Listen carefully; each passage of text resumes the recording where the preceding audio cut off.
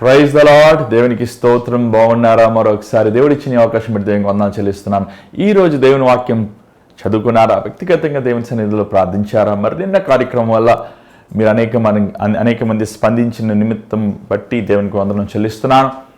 మరి మీరు కొందరు ఏంటి సేవకుల్ని దృష్టించి చెప్తున్నారు అని అన్నారు.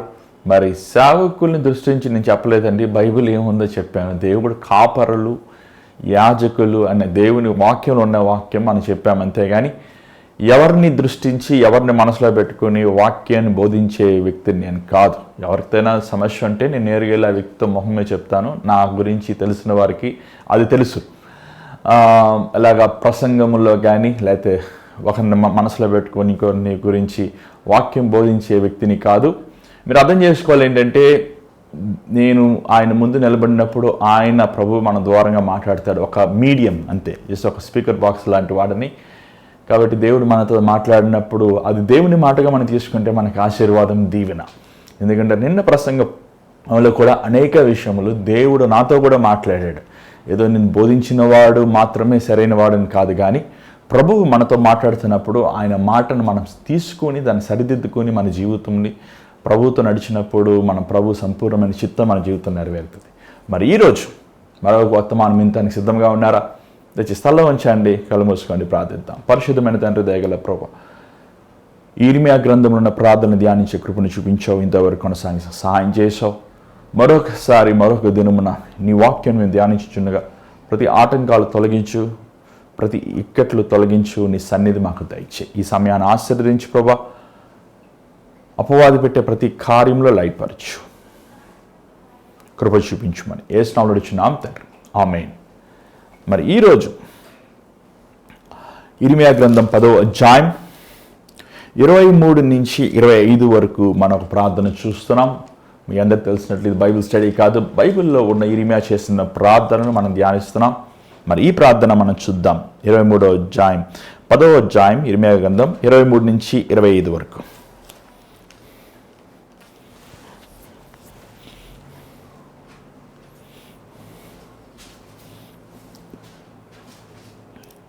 ఇర్మియా గ్రంథం 10వ అధ్యాయం 23 నుంచి 25 వరకు చదువుదాం.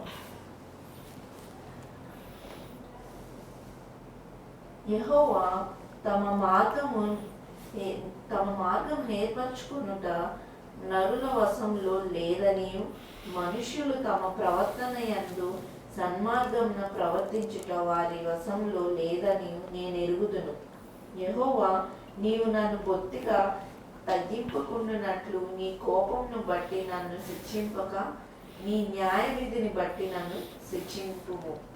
నిన్నెరుగని అన్యజనుల మీదను, నీ నామం బట్టి ప్రార్థింపని వంశముల మీదను నీ ఉగ్రత కుమ్మరించుము. వారు యాకోబును మృంగివేచున్నారు, నిర్మూలము చేయవలనని వారు అతని మృంగివేచున్నారు, వాని నివాసము పాడు చేయుచున్నారు. చాలాసార్లు దేవుడు మనతో మాట్లాడినప్పుడు అండి, ముఖ్యంగా దేవుని బోధకులమైన మాలాంటి వారు దేవుడు స్వరం వింటున్నప్పుడు అనేక సార్లు ఆ ఎదుటివారు వ్యక్తులు ఉన్న మనుషులు అనుకుంటారు ఆ బోధకుడు దేవుని మాటను తీసుకొచ్చి మనకి ఇస్తున్నాడు, తను ఆ మాటల్ని మనకు అందజేస్తున్నాడని. కాదండి, దేవుని వాక్యము 2 అంచెల ఖడ్గం లాంటిది. అనేక సార్లు దేవుని మాటను మేము పట్టుకుంటున్నప్పుడు ఆ మాట మా హృదయములకు గుచ్చుతుంది, ఎదుటివాడి హృదయమును కూడా అది విత్తినప్పుడు ఆ వ్యక్తి హృదయం గుచ్చుతుంది. ఎందుకంటే దేవుని మాట అగ్ని వంటిది. అగ్ని పట్టుకున్నప్పుడు ఎవడు కాలకుండా ఉంటాడా? ఇక్కడ ఇర్మియా అంటున్నాడు, అయ్యా, నీ మనుషులు జీవితాలు వారి కావని నీకు తెలుసు, వారి మార్గములు వారి కావని నీకు తెలుసు అంటున్నాడు. దాని తర్వాత నన్ను క్రమశిక్షించు ప్రభా, కానీ నీ కోపంలో ఉన్నప్పుడు నన్ను క్రమశించొద్దు అంటే, దేవుడు తనతో మాట్లాడిన మాటలతో తను పోల్చుకున్నప్పుడు తన జీవితంలో కూడా అనేక లోపం ఉన్నాయి. మరి ఆ లోపం లేదో మనకు తెలియదు, కానీ దేవుడికి తెలుసు. దేవుడితో అంటున్నాడు, అయ్యా, నన్ను క్రమశించిన చేయి ప్రభా, నాకు డిసిప్లైన్ దయచేయి. నన్ను బెత్తము వాడిన కుమారుడికి బెత్తం వాడిన వాడు ఆ కుమారుడు తండ్రికి విరోధైపోతానని వాక్యంలో సెలవిస్తుంది. అలాగా నువ్వు నా తండ్రివి, నాకు బెత్తం వాడయ్యా, నన్ను క్రమశిక్షణలోకి నడిపించు, నన్ను నా చెడ్డ అలవాటుల నుంచి, నా చెడు వ్యసనముల నుంచి నన్ను సరిదిద్దు. కొంతమంది పిల్లలు మనం చెప్తే వింటారు, కొంతమందికి బెత్తం తీసుకుని ఆ పంతులు గారు చేతుల మీద 2 వేస్తేనే వింటారు. అలాగా ఇర్మియా అంటున్నాడు, నా క్రమశిక్షణను నడిపించాయా, ఎందుకంటే నా క్రమశిక్షణ వలన నా గాయములు నాకు కలుగుతాయి, కానీ ఆ గాయముల ద్వారంగా నా ప్రాణము నరకం తప్పించుకోబడుతుంది, పరలోకానికి నేను వెళ్తాను అనే సంగతులు తను బోధిస్తున్నాడు. అంత మాత్రమే కాదు, తను అంటున్నాడు, అయ్యా నీ కోపములో నన్ను శిక్షించద్దు. కోపంగా ఉన్నప్పుడు చాలామంది తల్లిదండ్రులు బిడలు పట్టుకుని చితకబాదేస్తారు. కోపంలో లేనప్పుడు కొట్టమంటే ఎలా కొడతారు? ఏమిటి, నిదానంగా మాట్లాడి వాడికి చెప్పి అప్పుడు కొడతారు. అలాగా కోపంలో ఉన్నప్పుడు నన్ను శిక్షించొద్దు, నేను ఏమి లేని వాడుగా అయిపోతాను అనే సంగతిని ఇర్మియా ప్రార్థన చేస్తున్నాడు. చూసినట్లయితే ఇర్మియా తన జీవితంలో ఎంత తక్కువగా తను ప్రార్థిస్తున్నాడు అనేది మనం చూడగలుగుతున్నాం. ఎందుకంటే తక్కువ ప్రార్థిస్తే తక్కువ దేవుని విశ్వాసం ఇచ్చాను కాదు, కానీ తను తక్కువగా ప్రార్థించి ఎక్కువగా దేవుని చిత్తం నెరవేరుస్తున్నాడు. ఈరోజు చాలామందికి ఎక్కువ మాటలు, ఎక్కువ నెరవేరికలు, లేకపోతే ఎక్కువ ఆలోచనలు పెట్టుకుని వారు ప్రార్థిస్తున్నారు, కానీ గంటల తరపున వారి జీవిత విధానములో వారి ప్రవర్తన దేవునికి దూరంగా ఉంటుంది. మనం అదే చూస్తున్నాం. ఇక్కడ ఇర్మియా గ్రంథంలో చూసినట్లయితే ఇర్మియా అంటున్నాడు, అయ్యా మీరు ఏమండి, ఇక్కడ చూసినట్లయితే మనము 10వ అధ్యాయము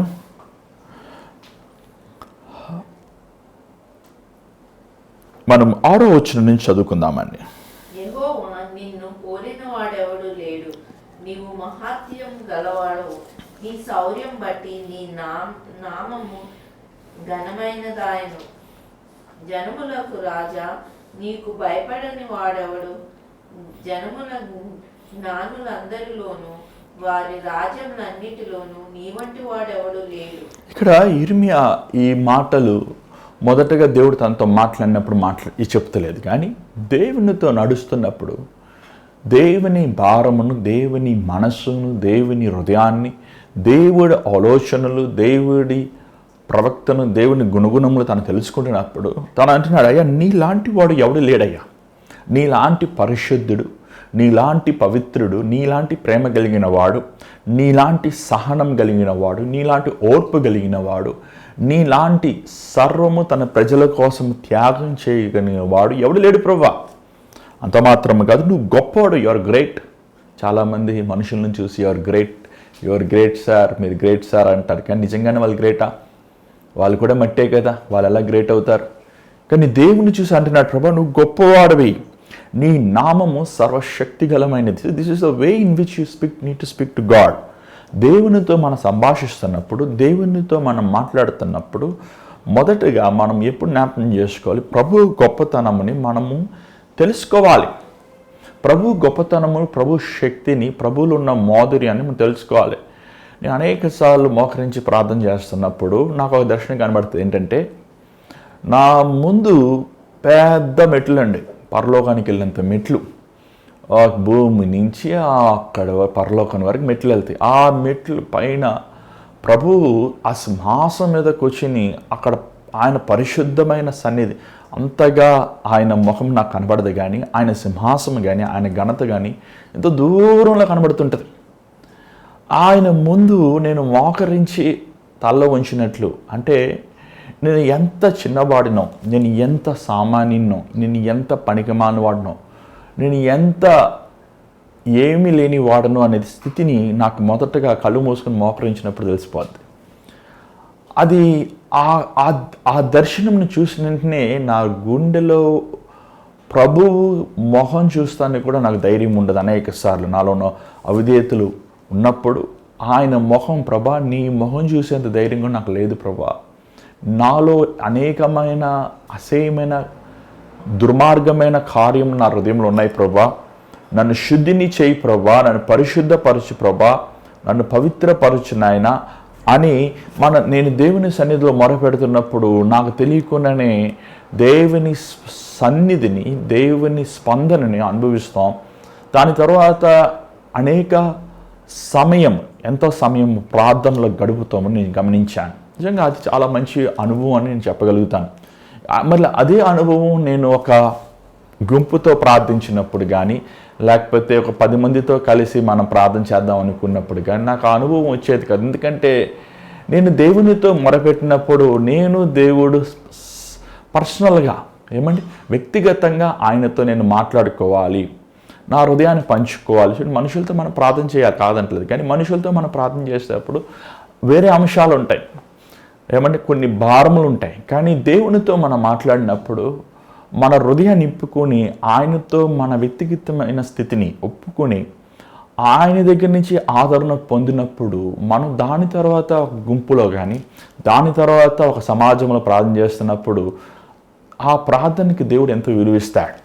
చాలాసార్లు చాలామంది ఒక గ్రూప్గా ప్రేయర్ చేస్తుంటారు. ఈరోజు ఈ లాక్డౌన్ టైమ్స్లో ఈ ఫోన్ చైన్ ప్రేయర్ చేస్తున్నారు, ఇంకోటి ఏంటి గ్రూప్ ప్రేయర్స్ చేస్తున్నారు. దేవునికి స్తోత్రం, చేయండి కాదంటలేదు. ఆ మెయిన్ పర్పస్ ఏంటంటే ఆ చైన్ ప్రేయర్ మీరు ప్రార్థన చేయాలనిపిస్తామే కానీ ఆ చైన్ ప్రేయర్ వల్ల మీరేదో పెద్ద గొప్ప ప్రార్థనా పరులు అనుకుంటే మాత్రం, లేకపోతే మీరు ప్రార్థన చేస్తే దేవుడు అన్నీ మార్చేస్తాం అనుకుంటే మాత్రం వెరితనం. ఒక వ్యక్తిగతంగా దేవుని సన్నిధిలో సమయం గడపాలి, అది చాలా ముఖ్యం. ఎందుకంటే మనం వ్యక్తిగతంగా దేవుని సన్నిధిలో ప్రార్థిస్తున్నప్పుడు దేవుడు మన హృదయ స్థితిని చూపిస్తుంటాడు. నిజమైన ప్రార్థన మనం చేస్తున్నప్పుడు మన హృదయంలో ఉన్న కోపము, మన హృదయంలో ఉన్న ఇతరుల పట్ల ఆయాసము, అంత మాత్రమే అసూయ, అంత మాత్రమే కాదు మన పాపములు చేసిన కార్యములన్నీ మనకు బయటపడుతుంటాయి. అవి మనం ఒప్పుకొని విడిచిపెడుతుంటున్నప్పుడు ఒక్కొక్క దాని నుంచి మనం విడుదల పొందుతుంటాం. నేను మొన్న ఒప్పుకున్నాను, లేకపోతే 95లో ఒప్పుకున్నాను, లేకపోతే ఎప్పుడో అప్పుడు ఒప్పుకున్నామంటే అది సరైనది కాదు. ఎందుకంటే ఈ లోకంలో ఉన్నప్పుడు మనం హృదయము కల్మషం అవుతూనే ఉంటుంది, మురికి అవుతూనే ఉంటుంది. మనం దేవుని సన్నిధిలో మన హృదయంను వ్యక్తిగత ప్రార్థన అనేది చాలా ముఖ్యమండి, అది చాలా చాలా ముఖ్యం. ఈరోజు చాలామంది ఆత్మీయంగా దిగజారిపోయిన స్థితిలో ఉంటున్నారు. ఎంతోమంది ఆత్మీయంగా ఎదగిన వారుగా ఇంకా పాలు తాగే పిల్లల వరే ఉంటున్నారు. కారణం ఏంటంటే వారు ప్రభు సన్నిధిలో వ్యక్తిగతంగా మొరపెట్టేవారుగా ఉన్నారు. ప్రభువు ముఖముని, ప్రభు తేజస్సుని, ప్రభువు సన్నిధిని, నిజమైన సన్నిధిని అనుభవిస్తే ఆ సన్నిధిని ఆయన ముఖము ఆయన కప్పుకుంటున్నప్పుడు నువ్వు మరలా ఉండలేవు, నువ్వు సమాధానంగా ఉండలేవు. ఎందుకంటే దావీదు కూడా అంటాడు, నీ ముఖం నా ఎదురు నుంచి తిప్పుకోవద్దయ్యా. ఎందుకంటే అలాంటి గొప్ప సమాధానము, అలాంటి గొప్ప ఆనందము ఇంకా లోకంలో ఎక్కడ మనకు దొరకదు. ఏ పని చేసినా దొరకదు, ఏ కార్యం చేసినా దొరకదు. ఎందుకంటే దేవుని సన్నిధిలో మనం నిజంగా ఆయన ఎదుట, ఆయన సింహాసనం ముందు మనం మోకరించి ప్రార్థించినప్పుడు మన హృదయంలో ఉన్న బాధ తేలికైపోతుంది. అంత మాత్రం కాదు, మనము ఆయన సమాధానాన్ని మనం అనుభవిస్తాం. ఈరోజు ఎంతోమంది జీవితంలో అలాంటి ప్రార్థన లేని వారుగా ఉన్నారు. ఇక్కడ ఇర్మియా చూసినట్లే ఇర్మియా జీవితంలో ఆనందం లేదు. తన సొంత వారు తనని కొట్టారు, తోటి సేవకులు తనని సరసాల్లో పెట్టారు, రాజులు తను అపహసించారు, జనము తన మాటలు వినటానికి ఇష్టం లేదు. తన బాధలు, తన వేదన, తన కన్నీరు, తన దుఃఖం ఏడుస్తూనే ఉన్నాడు. కానీ ఈ చీకటి కార్యాల మధ్య తన మోకరించి ప్రభువుని చూస్తున్నాడు. ఖచ్చితంగా ప్రభువుని, సింహాసనంలో ఉన్న ప్రభువుని చూస్తున్నాడు. పరిశుద్ధమైన దేవదూతల ద్వారా ఆరాధించబడితే ప్రభువుని చూస్తున్నాడు. ఆ సమాధానాన్ని అనుభవిస్తున్నాడు. లేకపోతే ఇలాంటి మాటలు మాట్లాడలేడు. ఖచ్చితంగా చెప్పగలుగుతాను, ఇలాగ ప్రార్థించి ఏమైనా రాయలేదు, కానీ ఆయన కలిగిన దర్శనాలన్నీ మేబీ రాసుంటే ఆయన పుస్తకం బైబిల్ అంతా కూడా సరిపోదేమో. కానీ ఖచ్చితంగా తను దేవుని ప్రసన్నతని చూశాడు. చాలాసార్లు మనం అనుకుంటాం ఈ దర్శనాలు చూస్తాం వల్ల మనం బ్రతుకు మారిపోవాలని. కాదు, దేవుని దర్శనములండి చూపించినప్పుడు ఆ పరిస్థితుల్లో మనం విరిగిపోయినప్పుడు, ఆ పరిస్థితుల్లో మనం నలిగిపోయినప్పుడు, ఆ పరిస్థితుల్లో మనం వెనక్కి వెళ్ళిపోయినప్పుడు, ఆ పరిస్థితుల్లో ఒక చీకటిగా మన జీవితంలో ఎటువైపోయినా చూసినప్పుడు ఆ ప్రభువు చూపిస్తున్న ఆ ప్రసన్నతని, ఆ సన్నిధిని మనం అనుభవించినప్పుడు అండి, అది ఎంతో చెప్పలేనంత ఆనందము, ఎంతో చెప్పలేనంత ధైర్యము, ఎంతో చెప్పలేనంత సమాధానాన్ని మనం అనుభవిస్తుంటాం. అది అనుభవించిన వాళ్ళకే అర్థమవుతుంది. నేను చెప్పే మాటలు అనుభవించిన వాళ్ళకి అర్థం కావు. ఎలా చూస్తావు నీ దర్శనములు, ఎలా చూస్తావు ప్రభు సన్నిధి? నువ్వు మోకరించి ప్రార్థిస్తేనే, నువ్వు ప్రార్థనే చెయ్యవు, నువ్వు దేవుని సన్నిధి వాక్యమే చదవు, దేవుని సన్నిధి దేవునితో నడవు, మళ్ళీ నాకు ఇది జరగలేదు, అది జరగలేదంటూ ఎలా కూతుంది? ఇక్కడ చూసినట్లయితే ప్రభు అంటున్నాడు, ఇర్మియా అంటున్నాడు, ప్రభు నీలాంటి వాడు ఎవడు లేడయ్యా. ఇది ఇది మామూలుగా ఏదో నూత పదంగా మాట్లాడేది కాదు. దేవుని మహిమను చూస్తున్నాడు, గొప్పతనాన్ని చూస్తున్నాడు. నీ లాంటి వాడు ఎవరు లేడయ్యా. అయ్యా ఇంక 7వ వచనం దయచేసి చదవండి. జనములకు రాజా, ఇంగ్లీష్ వాళ్ళు చాలా బాగుంది. King of the nations. మీకు ముందే చెప్పాను, నేను యాక్చువల్లీ ఈ వాక్యం భాగం చదవక ముందే మీకు చెప్పాను ఏంటంటే, ఈ లోకంలో ఒకే రాజు అండి, ఈ లోకంలో కానీ పరలోకంలో కానీ. కింగ్ అనే పదము దేవుడికి ఒక్కడికే, యేసు ఒక్కడికే.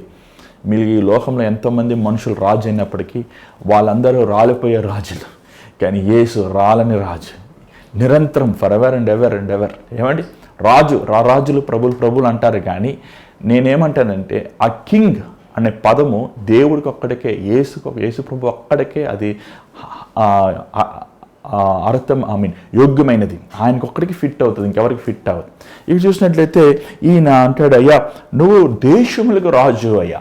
దేశములు ఏమండి, మేబీ అక్కడ వరల్డ్ అని, లోకం అని అప్పటికి ఇంకా ఆ వర్డ్ డిఫైన్ అవ్వలేదు డిక్షనరీలో. కానీ ఏమంటాడు, దేశాలకు నువ్వు రాజువి, భూమికి నువ్వు రాజువి, పరలోకానికి నువ్వు రాజువి, శూన్యమికి సృష్టికి నువ్వు రాజువి, సర్వాధికారివి నువ్వు రాజువి. జీవించే ప్రతి జంతువుకి కానీ, వస్తువుకి కానీ, చెట్లకు కానీ, మనుషులకు కానీ నువ్వు రాజువి. ఆయన జీవించేవారికి రాజు అండి, చచ్చినవాడు రాజు కాదు. యేసు ప్రభు జీవించేవాడు రాజు. యేసులో ఉన్నవాడు మరణించిన వాడు పునరుద్ధానుడు అవుతాడన్నాడు. ఆయన చచ్చినవాడు కాదు, చచ్చిన వారికి రాజు కాదు. ఈ లోకంలో రాజులని పిలబడిన అందరూ వారి సమాధులు ఉన్నాయి, కానీ యేసు ప్రభు సమాధి ఖాళీ సమాధి. ఆయన రారాజు, ప్రభులకు ప్రభులు అంత మాత్రమే కాదు, ఆయన నిరంతరము యుగయుగము తరతరము ఏలేవాడు. ఆ పరలోకంలో ఒకే సింహాసము, అది యేసు ప్రభు రాజు అయిన యేసు. ఆయన ఒకడే రాజు, ఒకే సింహాసము, ఒకలే ప్రభుని ఆరాధించటం మనం చూస్తున్నాం. ఏమండి, ఇంకా ఏమంటున్నాడో చూడండి. నీకు భయపడని వాడు ఎవడయ్యా? ఏమండి, ఎవడు చెప్పనా? నువ్వు నేనే. ఈరోజు దేవునికి భయపడేవారు ఎవరమంటే మనమే. ఇన్ని మేలు అనుభవించి, ఇంత కార్యములు మన కళ్ళారా చూసి, ఇంత మరణం, ఇంత కోవిడ్ అనుభవించి మనం మరణం రుచి చూసినప్పటికీ చాలామందికి దేవుడు అంటే భయం లేదుగా ఉన్నారు. దేవునితో ఆటలాడుతున్నారు, దేవుడితో తమాషా చేస్తున్నారు, దేవుడితో వారు అన్ని విధమైన దుర్మార్గమైన కార్యాలు ఆయన ఎదుట చేస్తున్నారు. నీకు భయపడని వాడు ఎవడు? చదవండి. జనముల జ్ఞానులందరిలోను వారి రాజ్యములన్నిటిలోను నీ వంటి వాడు ఎవడు లేడయ్యా. There is no one like you. ఆయనకి సమం ఎవరు లేరండి. ఈ లోకంలో నువ్వు ఏ రాజులను పిలువు, ఏ దేవుళ్ళను పిలువు, ఎంత గొప్ప అధికారులను పిలువు, ఎంత గొప్ప వ్యక్తులను పిలువు, యేసుకి సమం ఎవరు లేరండి. యేసుని ఇతరులతో సమముగా చూడొద్దు. యేసు ప్రభు ఆయన ఒక్కడి ఏమన్నాడు తెలుసా? యేసు ప్రభు, నేను జీవము, ఏమండి, నేను సత్యము, నేను మార్గము. యేసు ప్రభు ఒక్కడే ఈ లోకములో అన్నాడు. ఇదిగో పక్షవాక్తి వ్యక్తితో వచ్చినప్పుడు అన్నాడు, నీ పాపములు క్షమించబడిని. ఆ పాపాలు క్షమించబడి అందరూ దేవుళ్ళు అనేబడేవారు, రాజులు అనేబడేవారు, అధికారులు అనేబడేవారు క్షమించలేడు. కానీ యేసు ఒక్కడే, ఇదిగో నీ పాపము, ఈ మానవుడి జీవితము నశించిపోతానికి కారణము, ఈ మానవుడి జీవితము వేదనలో, బాధల్లో, అప్పుల్లో, జబ్బుల్లో, కష్టముల్లో అపవాది చేత నలగబట్టడం కారణమైన ఆ పాపముని నుంచి విమోచించే యేసు ఒక్కడే. ఎందుకంటే ఆయనలో జన్మ పాపము కానీ, కర్మ పాపము కానీ, పాపము లేనివాడు, పరిశుద్ధుడు, పవిత్రమైన వాడు. అంత మాత్రమే కాదు, 8వ వచనం దయచేసి చదవండి. జనులు కేవలము పశుప్రాయులు, అవివేకులు, బొమ్మల పూజ వలన వచ్చు జ్ఞానము వ్యర్థము. తర్షీషు నుండి రేకులుగా సాగొట్టబడిన వెండియు, ఉపాచు నుండి బంగారమును తెత్తురు. అది పనివాని పనియే గదా, పోతపోయేవాడు దాని చేసెను. నీల ధూమ్ర వర్ణములు గల వస్త్రములు వాటికున్నవి, అవన్నీ నేర్పరులకు పనివారి పనియే.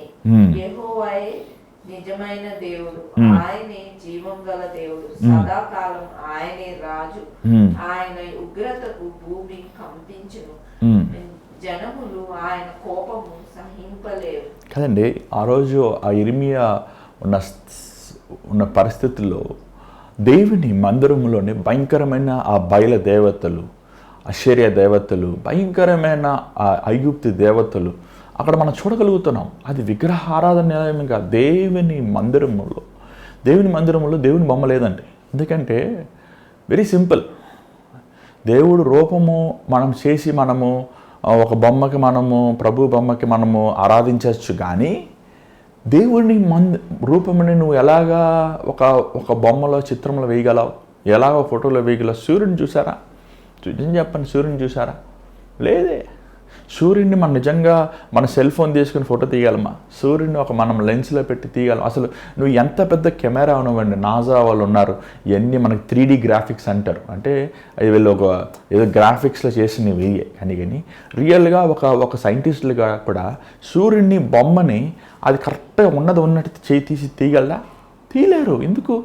అది పట్టదు, అంత గొప్పది అది. మన దేవుడు సూర్యుడు కాదండి, సూర్యుడిని చేసినవాడు. చేసిన సూర్యుడిని నువ్వు ఫోటో తీయపోతున్నావు, చూసిన సూర్యుడిని నువ్వు ఒక చిత్రం వేయలేకపోతున్నావు. మనం చూస్తున్న ఈ సూర్యులన్నీ కూడా యాక్చువల్ నిజమైన సూర్యులు కావు. చదువుకున్న వారు మీకు తెలుసు కదా, మీరు గూగుల్లో కూడా చూడండి. అవన్నీ జస్ట్ ఒక ఫ్లేమ్ అంటారు, జస్ట్ ఒక భాగం 2 భాగాలే తీయగలవు ఆ కెమెరాస్ కూడా, హై రెజల్యూషన్ కెమెరాస్ కూడా. పూర్తి సూర్యుడిని తీయలేదు. కానీ మన దేవుడి కుడాస్తంలో 7 నక్షత్రములను ఉంది బైబిల్లో, ప్రకటన గ్రంథం. అంటే సూర్యుడు is the smallest star, the sun is the smallest star in the universe. మీరు అందరూ చదువుకునే ఉంటారు, మీ పుస్తకాలు సైన్స్ బుక్లో ఉంటాయి. ఏమంటే స్టార్ అనేది లక్షల కోట్ల సూర్యుడి కంటే పెద్దవి. అలాంటివి దేవుడు 7 చేతులు పట్టుకున్నాడు. అంటే ఆయన చెయ్యి ఎంత పెద్దది అర్థం చేసుకోండి. అంత పెద్ద ప్రభువు ముఖాన్ని నువ్వు ఫోటో తీయగలవా? అసలు మానవుడు ఈరోజు ఒక దేవుణ్ణి ఒక రూపంలో వేసేయాలని అని అనుకుంటున్నాడు. ఎలాగ చేయగలుగుతావు నువ్వు? నిన్ను చేసినవాడు దేవుడు కదా, నిన్ను రూపించినవాడు దేవుడు, నీకు ఆ ఆలోచించే మనసు ఇచ్చినవాడే కదా ప్రభు. అలాగ నిన్ను ఒక డెసిషన్ తీసుకునే ఒక కెపాసిటీ, ఒక మట్టి బుర్ర అండి. మన బ్రెయిన్లో ఏం చిప్స్ లేవు, మన బ్రెయిన్లో ఏమి కంప్యూటర్ ఐసీ బోర్డులు లేవు, ఎలక్ట్రిసిటీ పవర్ లేదు. మట్టిని తీసి ఆ నర్వస్ సిస్టమ్ వేశారు. అసలు ఎంత బ్యూటిఫుల్గా. ఎవడైనా ఇంకో మానవుడు అలా చేయగలడండి అసలు? అలాగ మనల్ని దేవుడు చేశాడు. ఆయన జ్ఞానంని, ఆయన తెలివికి, ఆయన సౌందర్యానికి, ఆయన గొప్పతనాన్ని మనం ఎట్ట పెట్టగలమండి? నువ్వంటే మనం ఒక పెన్సిల్ చేసామనుకోండి, ఈ పెన్సిల్ నిన్ను ఫోటో తీయగలుగుతా? ఈ పెన్సిల్ నిన్ను గ్రహించుకునే ఆ కెపాసిటీ ఉంటుందా? ఉండదు. మన మట్టిమి కుమ్మరవాడి చేతిలో. అర్థం చేసుకుంటలేదు ఈరోజు చాలామంది. ఏంటంటే మీరు దేవుడు నిజంగా ఆయన తగ్గించుకుని మన దగ్గరికి వస్తేనే, మన కనబడితేనే, ఏమండి అది నీ గొప్పతనం కాదు. నేను దేవుని చూచాను నువ్వు అరుస్తాం వల్ల నువ్వు గొప్పవాడు కాదు, కానీ ఆయన మహిమను, ఆయన తేజస్సును, ఆయన గొప్పతనం, ఆయన దిగి వచ్చి మనకి కనబడితేనే మనము చూడగలుగుతామేమో, కానీ లేకపోతే ఆయన మనం చూడలేము. మిక్కిలి గొప్పవాడు. ఈ లోక అధికారుల కంటే, రాజుల కంటే, ప్రధానుల కంటే అది. ఇది మానవుడి బుర్ర అర్థం చేసుకోలేకపోతుంది. మానవుడి బుర్ర ఏంటంటే ఎప్పుడు తన నేత్రాలు కనబడినవే నిరంతరం అనుకుంటుంది, తన నేత్రములు కనబడినే సర్వం అనుకుంటుంది, తన నేత్రములు కనబడినే సమస్తం అనుకుంటుంది. కానీ మానవుడు గ్రహించుకుంటలేదు ఏంటంటే దేవుడు చేసినవి చాలా గొప్పవి. ఇక్కడ మనం చూసినట్లయితే ఏమండి 11వ వచనం తెచ్చేసి చదవండి. 11వ వచనం చదవండి. మీరు వారితో ఇలాగూ చెప్పవలెను, ఆకాశంను భూమిని సృష్టింపని ఈ దేవతలు భూమి మీద నుండకుండా ఆకాశం క్రింద ఉండకుండా నశించును. ఆయన తన బలము చేత భూమిని సృష్టించెను, తన జ్ఞానము చేత ప్రపంచంను స్థాపించెను, తన ప్రజ్ఞ చేత ఆకాశంను విశాలపరచెను. ఆయన ఆజ్ఞనీయగా జలరాశులు ఆకాశ మండలంలో పుట్టును. భూమి అంతా భాగములలో నుండి ఆయన ఆవిరి ఎక్కజేయును. వర్షం కలుగునట్లుగా ఆయన మెరుపులు పుట్టించును.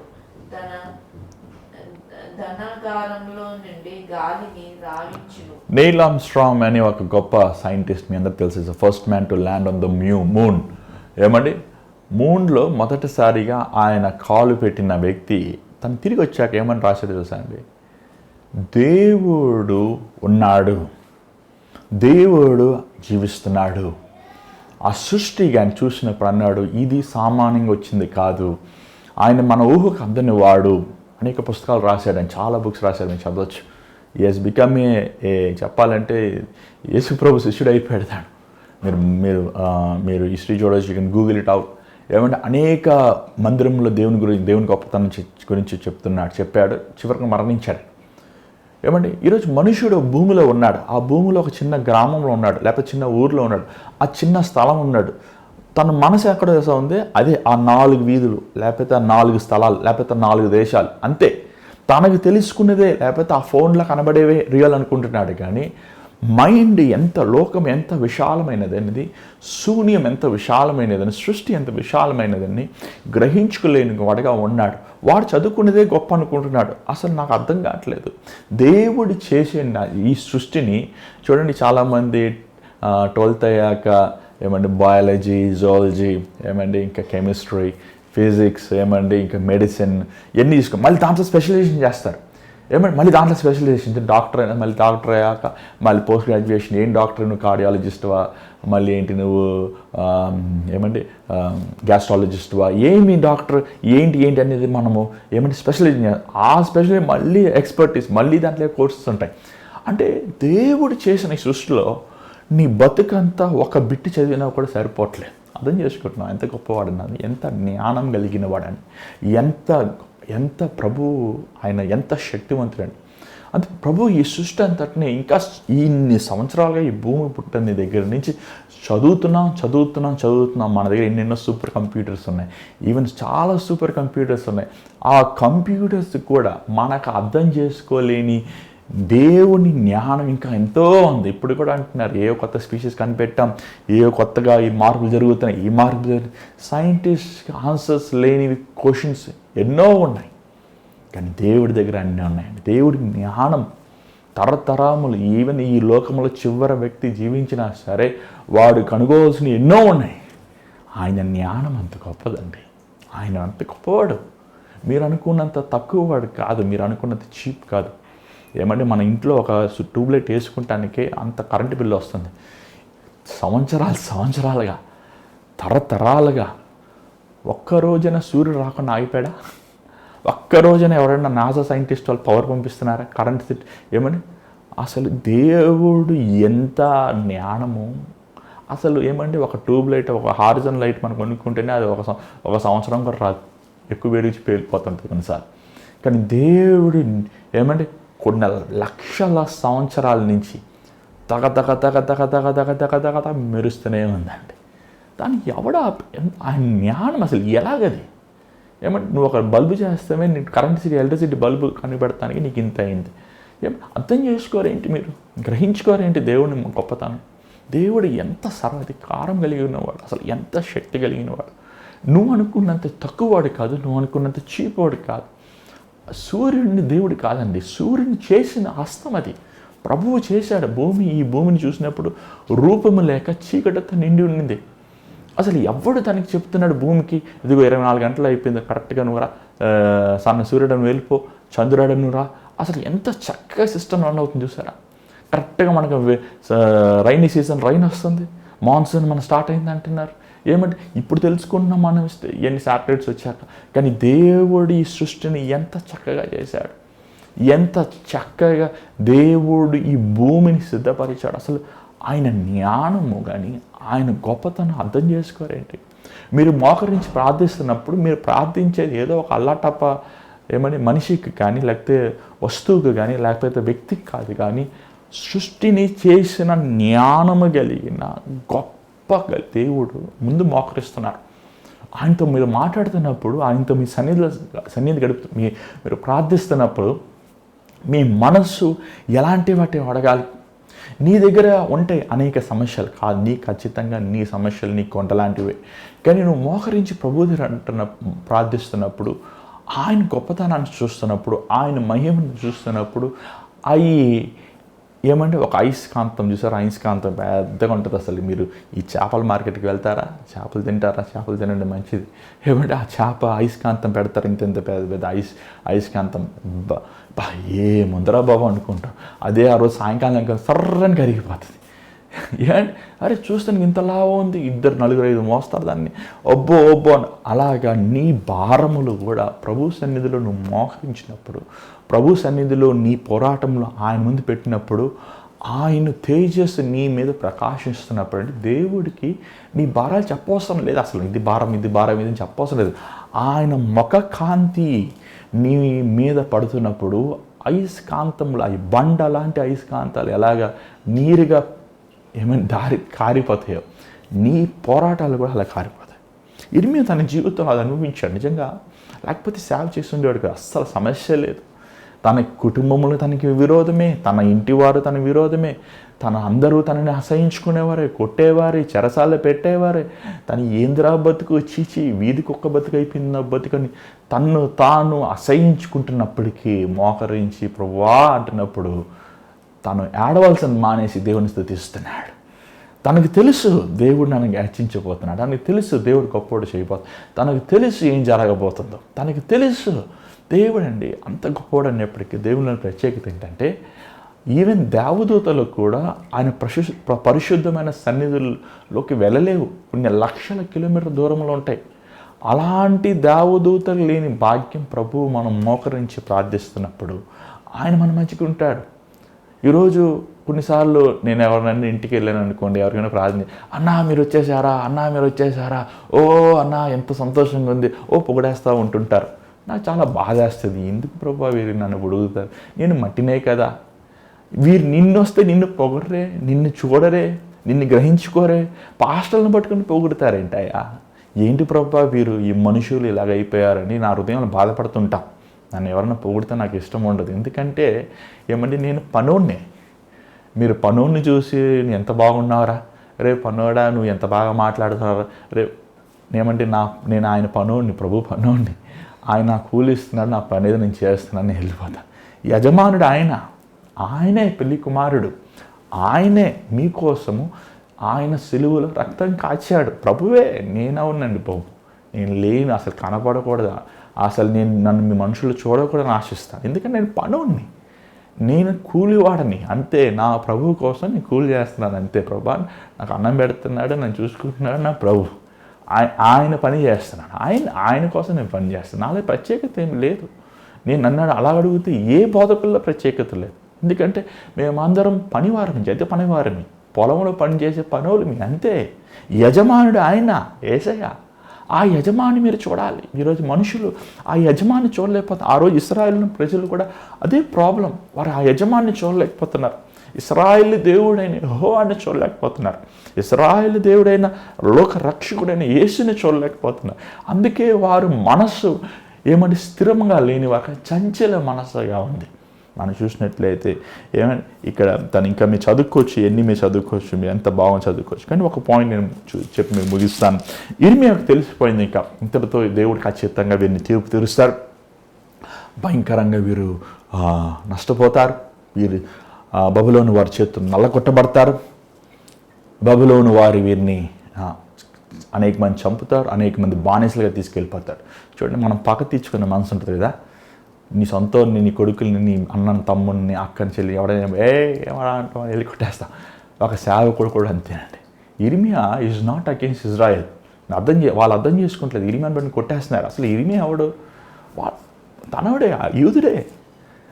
నేను మీ వాడంటే అర్థం చేసుకుంటలేదు. ఇర్మియాని పట్టుకుని కొడుతున్నారు, ఇర్మియాని పట్టుకుని చెరసాల్లో పెడుతున్నారు, ఇర్మియాని పట్టుకొని వారు శపిస్తున్నారు, ఇర్మియాని పట్టుకుని, అరే నేను మీ వాడని రా, నన్ను పట్టుకుని కొడతారు. మనం కొట్టేదేమన్నా పక్కన బయటనే కొడితే, శత్రువుని కొడితే ఓకే, నువ్వు నన్ను కొడతారు ఎందుకురా మీరు. కానీ ఇర్మియా మనసు చూడండి, ఒక కాపరి మనసు అది. వీరు కొట్టినప్పటికీ ఇర్మియా దేవునితో అంటున్నాడు. చూడండి 25వ వచనం చదవండి దయచేసి. 10వ అధ్యాయం 25వ వచనం. నిన్నెరుగని అన్యజనుల మీదను, నీ నామం బట్టి ప్రార్థింపని వంశముల మీదను నీ ఉగ్రతను కుమ్మరించుము. వారు యాకోబును మృంగివేయుచున్నారు, నిర్మూలము చేయవలనని వారు అతనికి మృంగివేయుచున్నారు. దేవుడు ఖచ్చితంగా ఈ ప్రార్థన జవాబిచ్చాడండి. అసలు this not in God's thought. ఏమంటే దేవుడు, అయ్యా నీ ప్రజలు యాకోబుని, నీకు జీవించిన యాకోబుని, నీ కోసం బ్రతికిన అబ్రహాం, నీ కోసం జీవించిన ఇస్సాకు బిడ్డలయ్యా వీరు. నీ బిడ్డలను పట్టుకుని సరే ఓకే ఫైన్, వీళ్ళు తప్పు చేశారు, వీళ్ళు నీకు తిరగబడ్డారు అన్నీ కదా, కానీ వీరి మీద చేయి పెట్టిన బబులోను వారిని జ్ఞాపకం చేసుకోయ్యా. వారిని వదలద్దు ప్రభా. దుమ్ము దులిపినట్టు దులిపోయాం. చూడండి, ఈరోజు మీరు గూగుల్ మ్యాప్లో ఇజ్రాయెల్ దేశాన్ని కొట్టండి, వస్తుంది. మీకు బబులోన్ అని కొట్టండి, రాదు. మీరు ఇంకా బాగా వెళ్ళి కొడితే వస్తుంది, వస్తాయి కొన్ని బబులోను, ఏన్షియన్ బబులోన్. ఏమండి, ఇసుకలో బాగా పాడైపోయిన స్థలాలుగా అయిపోతుంది. బబులోన్ అన్న ఆ రోజుల్లో పెద్ద పట్టణం అండి. అసలు యూదయ ఈవెన్ ఒక చిన్న ప్రాంతమే వారి ముందు, చిన్న ఊరు వారి ముందు, పెద్ద దేశం అసలు. అలాంటి దేవుడు రూపలేఖ లేకుండా మట్టికి మట్టి చేశాడండి. అసలు ఏమండి, దేవుని బిడ్డలు ఏమన్నా చేసుకుంటే దేవుడు ఆయనకు కూడా ఒక ఇది ఉంటుంది. ఎందుకంటే నాకు ఆశ్చర్య, కొట్టమని చెప్పింది ఎవరు? ఆయనే. కొట్టమని చెప్పింది కొట్టి ఏమంటే బబులోన్ వరకు చెప్పాడు కొట్టరాని, కొట్టాక మళ్ళీ నా బిడ్డల దగ్గర కొట్టాను చతక బాధేశాడు.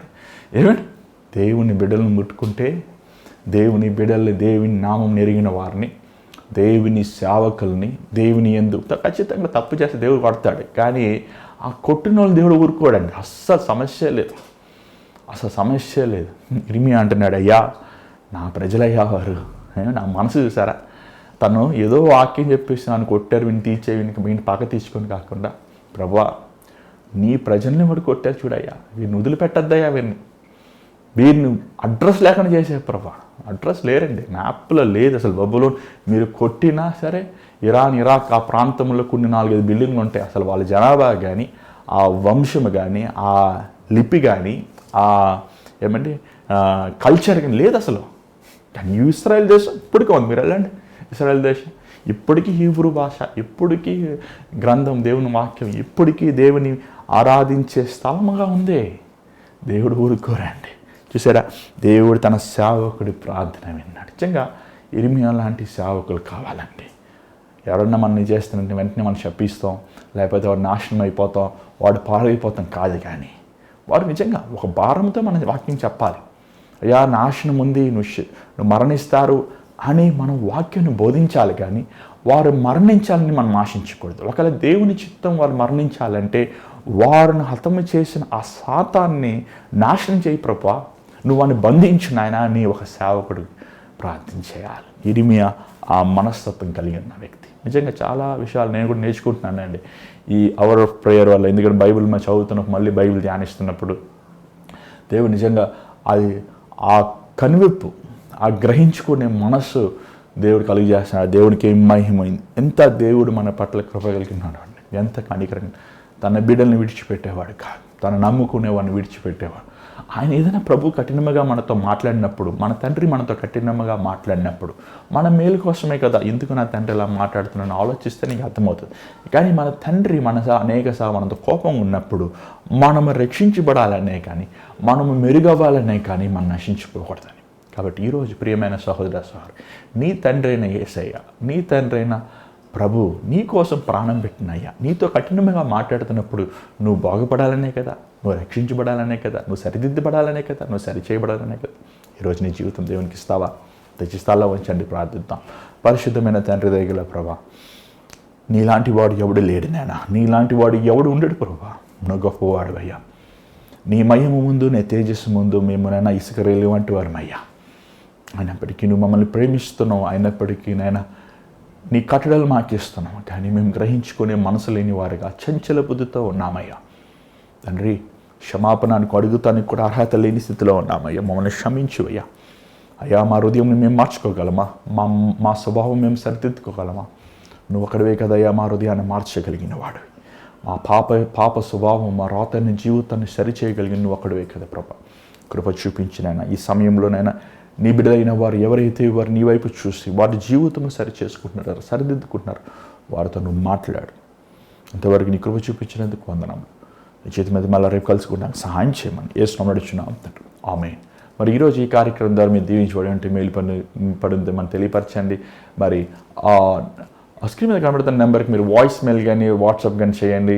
మేము మీకోసం ప్రే చేస్తాం. ఒకవేళ ఎమర్జెన్సీ అయితే ఏదైనా ప్రాణాపాయం ఉంటే మీరు కాల్ చేయొచ్చు, మేము ప్రే చేస్తుంటాం. సో మీరు ఎవరైనా సరే ఈ కార్యక్రమం ద్వారా దీవించబడి ఒక చిన్న కానుక పంపించాలని ఆశిస్తే మరి ఆన్లైన్గా పెడుతున్న స్క్రీన్ నెంబర్స్ పంపించండి. మరి ఆ గూగుల్ పే, ఫోన్పే మీకు ఏది దేవుడు ప్రేరేపిస్తున్న ద్వారా మీరు పంపించవచ్చు. మరి దేవుని చిత్తం మీద మళ్ళీ రేపు కలుసుకుందాం. అంతవరకు take care. God bless you.